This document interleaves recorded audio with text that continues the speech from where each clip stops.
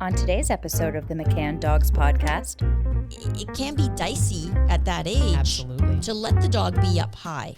It takes you out of the leadership position and puts them in what they feel is a leadership position. and now, Instructor Shannon. Welcome back to the McCann Dogs Podcast. It is season 4, and I am in the studio today. I'm Instructor Shannon, for those of you who are new to our McCann Dogs Podcast, and I'm in the studio today with Instructor Swanny. Hello, everyone. So nice to be here, and today we have a very interesting topic, and it's one that comes up quite a lot. We get a lot of questions about whether or not dogs should be allowed on the furniture. So let's just answer it and then end the episode. What do you think? Well, it's been a question that's been ongoing since furniture began. Ever since the cave Right, yes. cave So people cave people, when they first started inviting, wolves or wild dogs in, the wife looks over and there's the husband sitting on a rock with the wolf beside him. And she's like, hey, I don't know if I want the wolf up on our cave furniture yet. So this is a time immortal question. It absolutely Ever is. since furniture was invented. Ever since furniture was invented. That is hilarious. Oh my goodness. So obviously we're being very tongue-in-cheek here, and it is never a simple solution. No, it is never there's very few black and white rules in dog training. Would you agree? Yes. It's all a matter of preference. Yeah, absolutely. We're all individuals. Our dogs are all in unique states, Right. quite often from one another, and one dog's needs will be different than another dog's needs. So today I thought would be a good opportunity to sit down and talk about some of those needs and some of the reasons why you might allow your dog on the furniture if you choose to, and why you might not allow your dog on the furniture if that is your preference as well. So we'll talk about some of the ins and outs with that. So first off, I just wanted to say it is a bigger conversation that sort of it revolves around leadership a little bit. It revolves around the dog and what kind of behavior they are giving you, etc. So first and foremost, let's talk about different stages and different ages with dogs. So is there any hard and fast rules that you would think of based on age? So say you have a puppy that is brand new at home, 8 weeks to about 4 months. Any hard and fast rules about being up on the couch or not? Well, I don't let puppies on the couch. Okay, why is that? One of the first big reasons is if that puppy falls off the couch, it's dangerous. So Gotcha. you figure a tiny puppy or like a fragile breed, them falling off a couch would be like us falling a couple of stories off an apartment balcony. And puppies are very fragile. Some small breeds are very fragile. Right. And there's a lot of injuries from dogs falling off couches or jumping off couches. That is very, very valid. That's a lot of impact on little legs landing off a couch. Yeah. So are there situations where you have the puppy up on the couch with you where you're able to monitor and make sure they don't fall off? I don't know. Okay. I don't start it. I guess I'm on the pro not on furniture side. Now there's always exceptions. Of course. But my choice has always been that the furniture is my spot and I just don't want to share it with the dog. But I do have exceptions and I have made exceptions, but we can get into them later. But yeah, for sure. I say I don't want my dogs on the furniture, so I'm starting right from the beginning, not allowing puppies on furniture. Now, here's the thing I want to be clear about right off the bat with this episode. There's nothing wrong with that. Not a thing in the world wrong with that. Not a thing in the world wrong with you wanting to have a dog on the couch, and not a thing in the world wrong with you not wanting to have a dog on the couch, provided that certain situations are not presenting themselves. Right. Because I think you're opposite than me. You let the dogs on the couch, right? Oh, I let the dogs on the couch. So we have I love my dogs up on the couch and sleeping in the beds and everything, but it has to be earned. Right. So we'll get into some of that today. But with my own puppies, I tend to be the same as you in terms of not allowing them to get up on the couch on their own.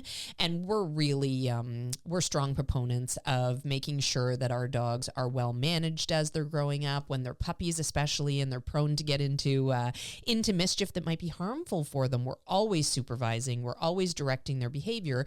And that doesn't sort of subside until at least that 4-month mark when they start to understand some of the rules of the house, then we might be a little bit more lax and allow them more supervised freedom. And of course, if you're looking for more information about how we manage our puppies, we've got lots of episodes on that, and we've got lots of YouTube videos on that. So we talk a lot about different management tactics and keeping them safe as they learn the rules of the house, etc.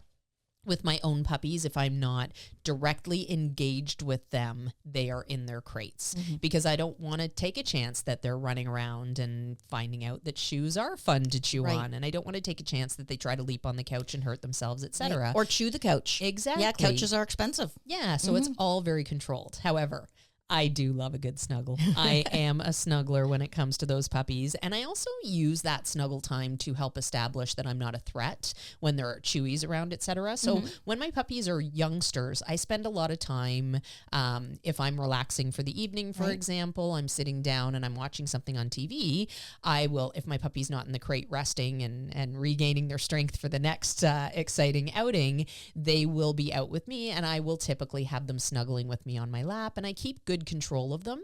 And while that's happening, I usually have something in my hand that they can chew on. So sometimes it's a boring chew, like a nylon bone, and I'm just trying to encourage them to engage with and interact and chew that nylon bone. And sometimes it'll be something a little bit more interesting, like maybe a bully stick, depending on what sort of situation I'm working on. But basically, I have that puppy under good care and control. They're in my arms, they're snuggling, I'm snuggling with them, we're enjoying some time together and doing some bonding. And then as soon as I am ready to get up and go to the bathroom or be done with the snuggle session or let the puppy have a little rest, I will remove them from the couch and from that snuggle, and they get to go in their crate and they can continue to, have that chew if it's something that's safe to leave with them alone, or they can just have a rest in their crate. So for those situations, I'm very much in control of it, and I enjoy it just as much as my puppy does. Right. So not an issue at all. I'll do something similar, but I'll sit on the floor with the puppy. Oh yeah, there you go. So I'll sit on the floor, maybe lean against the couch, and and snuggle with the puppy and allow them to chew a toy in my lap or play tug of war, or but I come down to them. Perfect. Yes. So really, it's just a matter of whether or not you prefer to sit on the couch or on the floor with that. Yeah. Now, when I'm 80, that may change, but right now I can still get on the floor. Luckily, that's still like at least 60 years off? Oh no, it's 4 or 5 years away. Alrighty. So are there situations where I would not have the puppy on the couch? Since you know that you're not having your puppies on the couch, I'll just jump in with situations that I wouldn't let the puppy on the couch. If I had a really busy puppy that I was worried wasn't going to sort of settle in, I might take the safety element of sitting on the ground. If I had a puppy who was a little bit more of a pushy puppy, our dogs tend to run the gambit in terms of temperaments, and some of them are soft and super pliable, and some of them are more mischievous and a little bit more pushy, and might try to push a little bit with the rules. And I would say of my recent dogs, Reggie would fit the bill of being a little bit more pushy. So with him, I might have had more limited time, but it's also a nice way of sort of controlling that interaction and saying, no, you have to stay here with me. If you want to have this freedom, you need to have your chew and you need to have this snuggle with me. And if you don't like that, you're going to go in your crate, sort of thing. So I guess that's the point where I would remove the privilege. Or if I had a puppy that was just a normal, wonderful puppy, and normally when we're snuggling on the couch, they're easy to contain and they're happy to be there, but for some reason maybe they're overtired or overstimulated, and for some reason that day we're snuggling on the couch and they're all over the place and they're giving me a run for my money, I would make sure that I maintained the hold until I got some settle from the puppy, because I don't ever want to let my puppy go when they're struggling. That's a good rule to maintain and follow. And from there, I might remove that privilege of being up in the snuggle and up in my lap and simply use the crate or use something on the ground instead. So there are exceptions to those rules, and it is absolutely okay to move in and out of those rules. We need to help our puppies understand that some privileges are earned and some privileges are theirs to take advantage of, but not always. Right. So, alrighty. So moving on, if we had a puppy that was, let's jump into sort of adolescence, where we've got a puppy who's like 6 months, anywhere from 6 months to 18 months, let's say. And here's this puppy who is going along swimmingly and has maybe some couch privileges and bed privileges. And then all of a sudden they hit that adolescent mark and they start, off on their own path towards life. And really adolescence is just about that differentiation period. It's about them maturing and starting to become more independent. So it's not as hard as it's cracked up to be. What do you think about adolescence? How much struggle have you had with some of your dogs when it comes to adolescence? Well, every dog has been different. Yes. I keep my rules very consistent, and I recognize right away if there's a dog that's going to be more pushy. So those dogs will have different rules, more stringent rules than my softer dogs. When dogs are elevated, picking them up, putting them up on a couch, or putting them up on a bed, the dogs get a false sense of security and confidence. Yeah. It's kind of like the little kid on the playground who, I'm king of the castle. Look at me up here on the hill. Like, he's like, I'm in charge. And your dog gets that feeling too. It's like, look at me up here. I'm in charge. Yeah. And so it can be dicey at that age. Absolutely. To let the dog be up high. It takes you out of the leadership position and puts them in what they feel is a leadership position. Yeah. So definitely an adolescent dog that's, pushing buttons, cannot be elevated. They need to stay on the floor. Excellent. Yeah. And that is a really good call.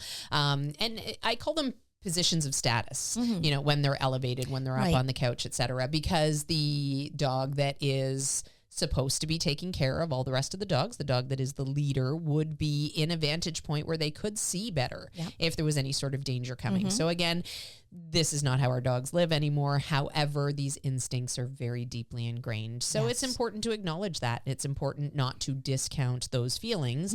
And if you have a dog that's already a bit of an adolescent and they're being a little bit pushy, that really will bolster their ego a little bit. Right. Yes. So if you're having trouble with, clipping toenails or just general anything, keep the dog off the couch. We see some people will try to clip the dog's toenails on the couch. And, that's, put your dog in a more power position. It's much easier to do that on the floor. Yeah, for sure. And if you have a dog that's just a good old dog and not giving you any trouble whatsoever, it's not a problem to put them on the couch to trim their toenails or put them up on a grooming table to trim their toenails.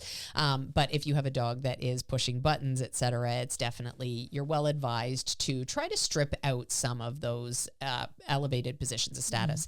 And having said that, it doesn't mean that the dog trying to get on the couch is the dog trying to take over the world. Right. Sometimes that's true. Sometimes the pushy dog who's trying to get up on the couch is very much trying to see if they can elevate themselves. But sometimes the dog that's trying to get up on the couch is just looking for a comfy space to hang out. Right. And the couch smells like us very strongly. Yes. So, you're always sitting on the couch. And so the couch picks up a very human smell. And dogs find our smell comforting. That is a fact. Absolutely. So they want to lay where we sit. Yeah. It's like our bed too. It's like, it smells so strongly of them. I want to lay there, especially when you go out away for the day. Yes. They're like, I miss my owner. Wow, it really smells like my owner up here on the couch. I'm going to lay here. It is. It's very comforting.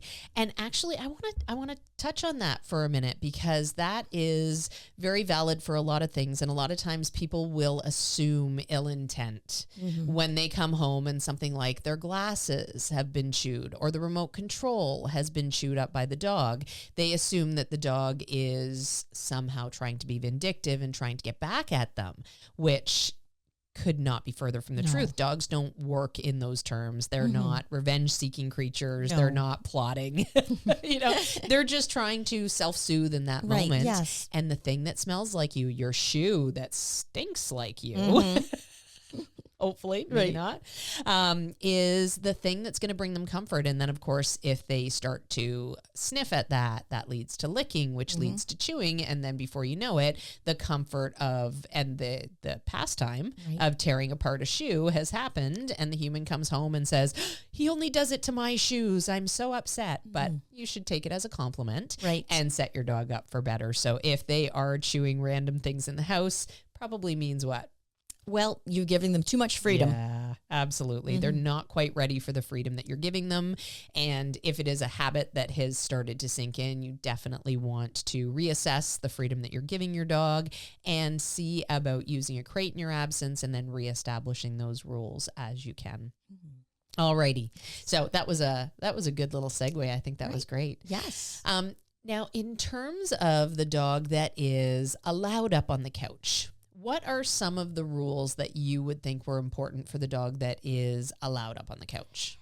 That they get off the couch when asked. Perfect. Yes. Absolutely. You nailed that one. Right. Without any hassle. It's just, off you get and off they go. Absolutely. And I will immediately reach in, take a collar, and remove the dog if I say, off you get, and they don't immediately start to move or acknowledge. And that is with a dog who is maybe, just taking a little bit of a hesitation. And I'm not being rough with them, but I do want to make sure that when I say, hey, you're not allowed, you can't be up there right now, or I need you to move, or you're in my spot, because of course they're always in your spot for exactly the reason that you said. It smells the best. It's a comforting place. Absolutely. So if I say off you get, my dog doesn't move, oops, let's go. And I will take a hold of the collar and just gently move them off the couch. And I will tell you that if I have a dog that gives me any grief with that whatsoever, they immediately lose all of their couch privileges, and they will not be allowed back up there again until I feel that it's a safe endeavor. So if I get any sort of back talk from them, I would say,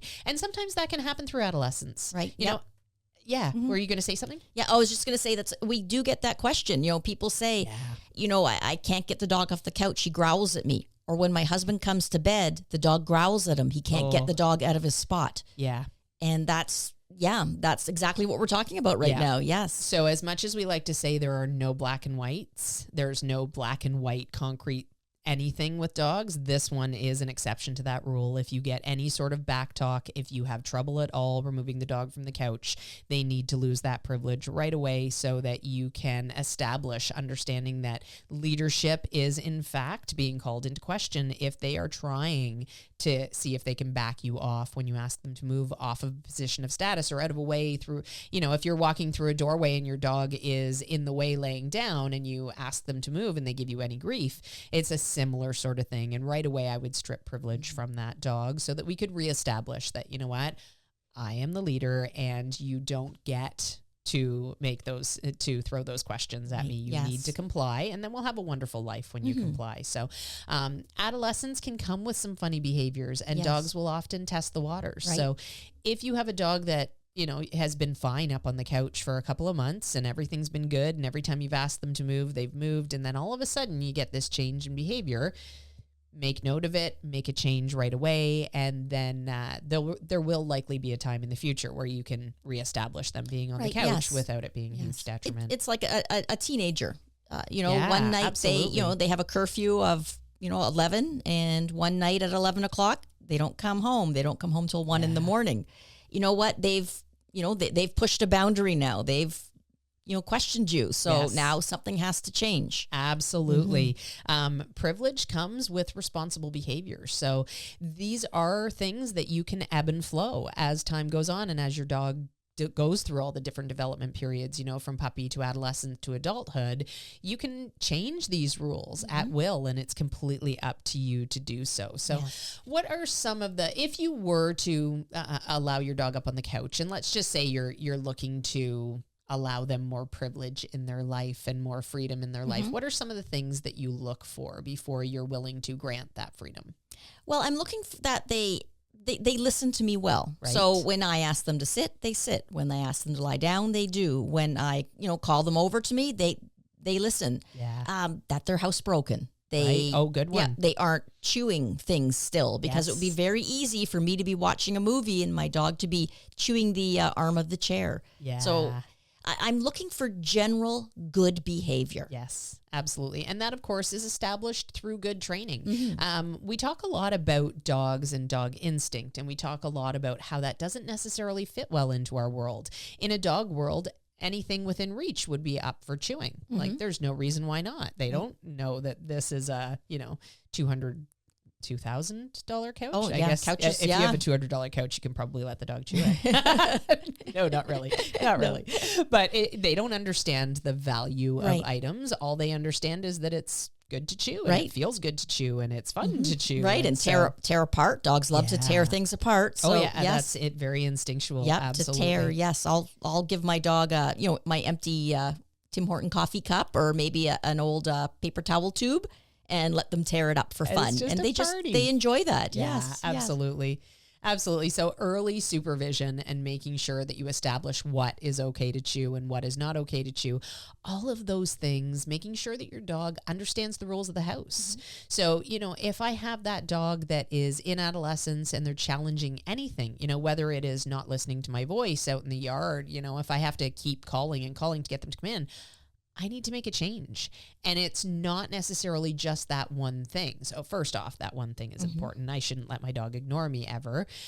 If I say, come on in the house, it's time to come in, and they don't, then I need to do something to back myself up and make sure that they understand that it's time to come in the house, and they need to do so.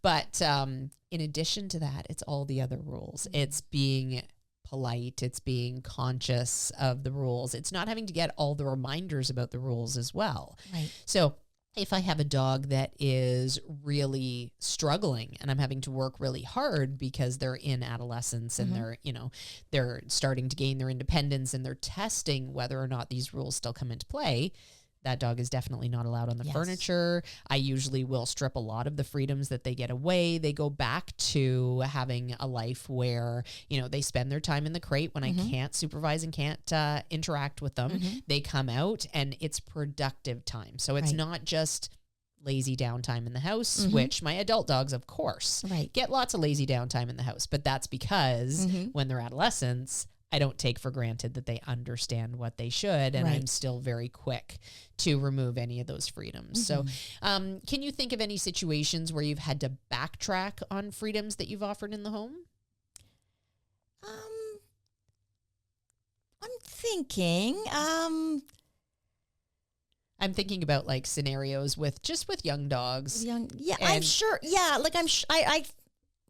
I'm sure there has been. Yeah. I just nothing is jumping into my memory that I had to say, okay, you can't do this anymore. You always have such fun stories. Yeah, and I know, you know what? I have no idea why I'm pulling a blank on this. That's okay. How about yourself? Have you had to pull back? Yeah, I definitely have. And I can think of it like in the timeline of the dogs that I've had, I know that it all falls on me because the longer or the closer to now in the timeline I get, the more I can think of less work that I've had to do versus like thinking back to my first dog, my Rottweiler. I remember so many scenarios where I tried really hard. To give her freedom because that's what I thought she needed. So it tends to be a very entry-level dog training mistake that people think that the dogs need freedom. We feel bad. We don't want to use our crates. The crate guilt is a whole other conversation. We could do a whole podcast episode on crate guilt. I will shorten it to a really quick little snippet. Ditch the crate guilt. It is not necessary. The crate is a kindness because it keeps your dog safe. It helps with house training. It helps with them gaining confident independence. There's so many reasons to use a crate with your dog. So think of it as a kindness. Know that it is a short-term solution usually, and it will lead to a lifetime of good behavior. If you can control and lock things down while they're young and as they're learning the rules, then they know that once they hit adulthood. And from there, they get to be good old dogs. And like my dogs right now are never crated at home. Like I don't even have a crate set up at home, actually, come to think of it. There's no crate set up at home for my dogs. So they're free to roam the house and do their thing. And they never get into mischief. Right. They never chew the couch. They never have accidents in the house. Like this has all been well established as they've grown and gotten to adulthood. But I do remember with Quincy, my Rottweiler, I missed that dog. She was such a good dog. But I remember trying really hard to offer her more freedom. And of course, she wasn't ready for it. Right. So she would chew things and she would get into mischief and I would constantly be chasing her around and frustrated. And once we got, over the crate guilt and I used that and we worked through adolescence, she came out on the other side of adolescence as a much more well-rounded dog with clear understanding of the rules. And I came out on the other side of adolescence feeling very empowered because I recognized what she needed was something different than what I wanted. And I was able to put her needs in front of what my wants were. So Yes. I think you thought of a story. Yes, I did think of something. Super. So Honda and my other dogs, Cowboy, and my other dogs, all previous, we had a low window in our living room, and the dogs would love to lay. We had a very low ottoman that they could lay on, and it was very low to look out this window. And everything was always great. You know, you go out and the dog would lay in the window, and they were very good at not barking. I had worked with them, so they knew not to bark at anything going by. And, everything was great. And then along came Atari, my Sheltie. And she was older. She had earned her freedom. And I said, okay, you're welcome to, relax around the house. You don't need to go in your crate anymore. And one day I was at my window and I thought, why is there like dog spit all over my window? I thought, that's weird. Like, I've lived for years and years and years, and my windows, always, the odd nose print, but always clean. So I thought, well, that's weird. And I cleaned it off.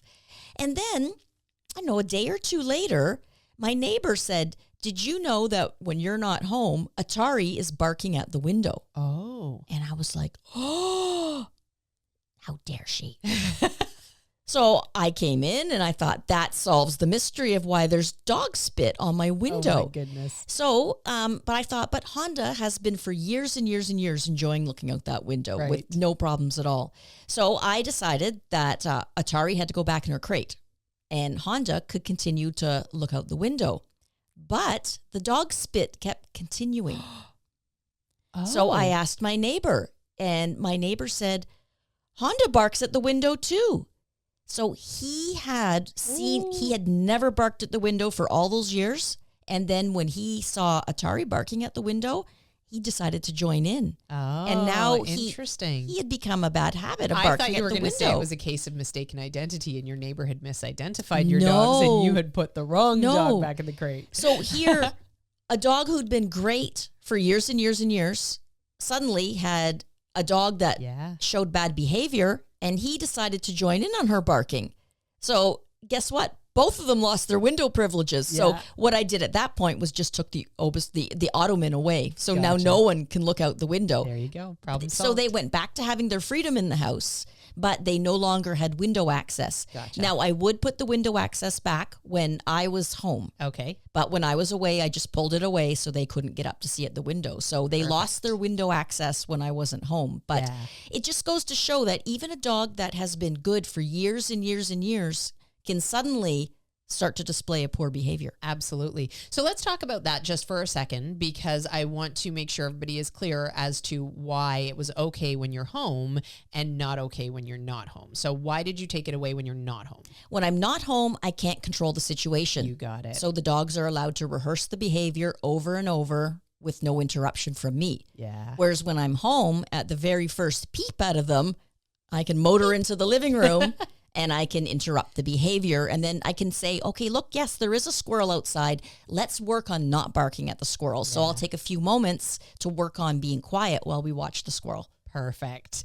Thanks for clarifying that. Yes. Rehearsal counts for so much. What they do is what they will continue to do. So if you're not home and the only way you have to know that they're barking at the window is your neighbor reporting it many hours later. And dog spit on your window. And dog spit in the window. Yeah, can't forget that. Yes. We definitely are never going to solve that problem because the dog gets to keep doing it and doing it and doing it. And it's reinforcing for them. Right, yeah. You know, if they're bored at home and nothing's going on and there's a squirrel outside, it's fun to bark at them. Right. It's fun to get stimulated. It's fun to get high Yep. and, bark at the thing. And then sometimes the thing leaves and Right. they get excited. Yes. It's like when the mailman comes, the dog barks at the mailman leaves, and the dog says, aha, I made the mailman leave with my barking. Exactly. I am all powerful. Yes. I am the all powerful Sheltie. Right. Yes. Or Chinese crusted powder puff. Right. Yes. Yes. Poor little Honda. Bow to me. Yeah. Truly, though, it's so very important that the reinforcement value that they get goes along with rules that we want to have them follow in the house. And dogs they're different than humans, so they're going to think differently, and the rewards are going to come from different things. So I've seen dogs barking at windows and like actually getting their front paws, and I've worried sometimes the windows are going to break. Yeah. Yeah. Absolutely. I don't know if that ever happens, but Yeah, well, and hopefully, you don't open the window and then just have them pop the screen out Right, and come yes. right out through the screen. So, Mhm. yeah, definitely something that you don't want to have them rehearse and potentially cause some serious damage. Do you have a dog that barks incessantly and drives you nuts? Instructor Carol takes you through how to stop your dog from barking indoors with this complete guide on our YouTube channel. Happy training! I want to talk about being selective.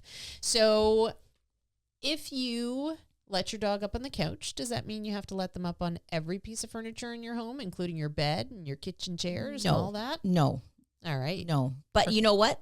Some dogs will think that. Yes. They'll say, I'm allowed on the couch here, so I'm also allowed on the couch at the cottage. I'm allowed on the couch when I go to visit grandma. So, and they may not be welcome on when I rent a cottage, I don't want the dogs on the furniture because I don't want to wreck it for the next person. Yep. So, so you do need to teach them that, this is one piece of furniture you can go on, but don't expect you can jump on all the furniture. Absolutely. So let's talk for a second just about furniture in the same house. So even in the same room, let's say you've got a couch and a love seat and 2 chairs. Mm-hmm. And the love seat has seen better days, so you don't mind that the dog gets up on that love seat. But your couch is a really nice couch, and you don't want the dog up on the couch or up on those 2 chairs. So is that fair? Yes. Good. I think so too. Yes. And what would you do to help the dog understand that this one piece of furniture is okay, but these ones are not? What I'll do is I'll take a blanket, and that's the dog's blanket, and it goes on that piece of furniture. And the dog starts to recognize that where my blanket is placed, I can go. And that's actually what I do with Honda right now. Okay. Honda's elderly, and he's non-shedding, and he's tiny. So he is allowed on the couch now. Nice. He has privileges. Oh, yeah. So when did you start letting him on the couch? Just out of curiosity, I'm sure. I'd say when he was about 10. Okay. When he All was right. about 10, it's like, okay, Honda, you could sit on the couch. You don't shed, and you're little, and you're elderly, and you're adorable. So what I did was I bought a little ramp because Honda's small. Okay. So I'm not risking Honda falling off the couch or jumping and landing the wrong way. Well, and especially as an elderly dog, Right, you yes. really don't want him, even if he lands the right way, that impact over and over again can be a detriment not to good, him. yes. So yeah, I had some stairs and whatnot for Reggie to be able to get up on the bed and up on the couch and back down again without crashing and killing himself. So Yes. So I have a really good ramp, a really nice, well-constructed ramp that a gentleman was selling on Facebook Marketplace. He made Okay. them specially for that. So I put it up nice. against the couch, and Honda has a waterproof blanket, like a waterproof type pad that you'd put on a bed. okay. Just in case because he licks his foot and gets the couch wet. He licks his, Old dogs can leak a little bit. Right, yeah. Like I sometimes. want my couch to be impeccably clean. So there's a waterproof blanket, and that's his. Now, if I have company come over, I take the ramp away and I take that waterproof blanket away. And, I've worked with Honda and trained him that if you don't see those items, you're not coming up. So Gotcha. those items are your invitation. So it's funny too, when we go to, last year we stayed in hotels quite often. Okay. And I would pack his ramp and I would pack his waterproof blanket. And when we got to the hotel, if they had like a suitable chair for him or a suitable little couch, I would set that up. And he was Okay. very pleased that he could walk up the ramp and lay on that waterproof pad. But if they didn't, then he just had his bed on the floor, and that was fine with him. Yeah, absolutely. Well, and that's the thing, when you have a well-rounded dog, it's going to be fine with them. Yes. So going back to the scenario where you've got your love seat that the dog can get on, but not the rest of the furniture, what happens when the dog starts to test to see if the other furniture is acceptable as well? Well, I watch my dog closely, and I want to catch them in the act of while they're thinking about jumping. Perfect. So that's the most effective timing. Yeah. So I watch them as they walk over to that couch. And if I see them kind of, you kind of see that little look, I'm about to jump, that's when I'm going to catch them with an or an off. Yep. Or, something to interrupt the behavior to let them know that that's no man's land over there. No man's land. No dog's land. Yes. So why is that timing important? Well, we want to catch the dog while they're thinking about it. Mm-hmm. Just because that's the most effective for the dog. Right. If they've already jumped up on the couch, now the dog's already done the jumping process. Yeah. So we're reprimanding them for being on the couch, but we're not reprimanding them for the act of getting up on the couch, which in a dog's mind is far more clear. Yes. And that reward as well of getting up on the couch has happened once they're up on the couch. So even if you remove them right after, it's very rewarding. So if you have a jumping up problem, this is very good information for you to use moving forward. You want to prevent the jump. You want to make sure that if you do catch the dog in any sort of a jump, it's before they've actually gotten all the way up on the thing. So for example, if I have a dog that likes to jump up when they're greeting people as an example, and I don't want that happening unless I've invited my dog to jump up on me. I want them to default to all four on the floor. So I'm going to make sure that as I see them starting to crouch to do that jump, I'm getting ready with a little bit of an off correction with my leash, or I'm getting ready with my voice to say off, don't you dare, so that they don't get up there to begin with, and they don't get that reward to begin with. And as you said, that information that they're getting says, don't get up on that thing to begin with, rather than get up and then it's okay as long as you get off when I tell you, sort of thing. Yes, yes. Like think of it as as bowling.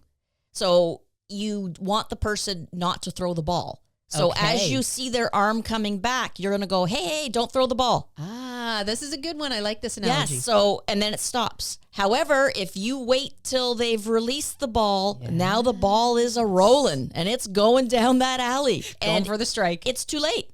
It's too late. Now we've missed our timing. So our timing was to stop the cock of the arm to roll the ball. I like this. I will tell you, though, I am not a talented bowler, so it's very possible that I could release the ball backwards in my cock motion and not be any further ahead with my strike. But I do understand the analogy, and I think it's a perfect one. Right. Yes. Very We nice. don't want that ball a-rolling. We want to stop it before it starts. No balls are rolling. Right. Oh, goodness. Okay, so this is fabulous, and I love this idea, and I love empowering people to know that, you know what, it doesn't have to be all or nothing. Right. You can have a situation where you allow your dog up on one piece of furniture, but not others. Yep. And something else that I like to do. So with my own dogs, I know that it sounded like I was very willy-nilly, and you can always get up on the couch whenever you want, etc.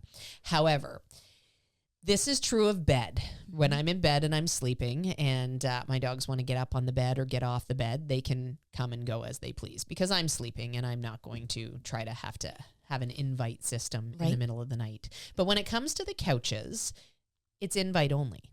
And I love that because then it allows me to have people over and I don't have to worry about the fact that my dogs are well established at jumping on the couch.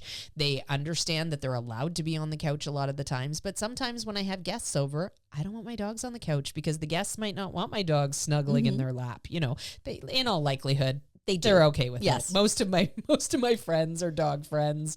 I don't have very many people in my life anymore that wouldn't love a big fuzzy red toller in their lap. But you know, sometimes it's inconvenient. And Ned's a big guy, so sometimes it's Reggie's going to be okay to be on the couch because he's smaller, but Ned is a 50-pound toller, so that's not always going to be the most convenient either. Yeah, so. or you might have guests, and maybe you're serving a charcuterie board. Oh, yes, and I have a glass of wine and charcuterie, and so I'm trying to. Yes, and then Ned would be in my way. Yeah, exactly. Can't have Ned in the way. Right. So yeah, for those times, I have established invite. So if you are not invited up, you don't get to come up. And my dogs will get used to, I mean, they don't take offense to it. They get used to wandering over and they give me this look.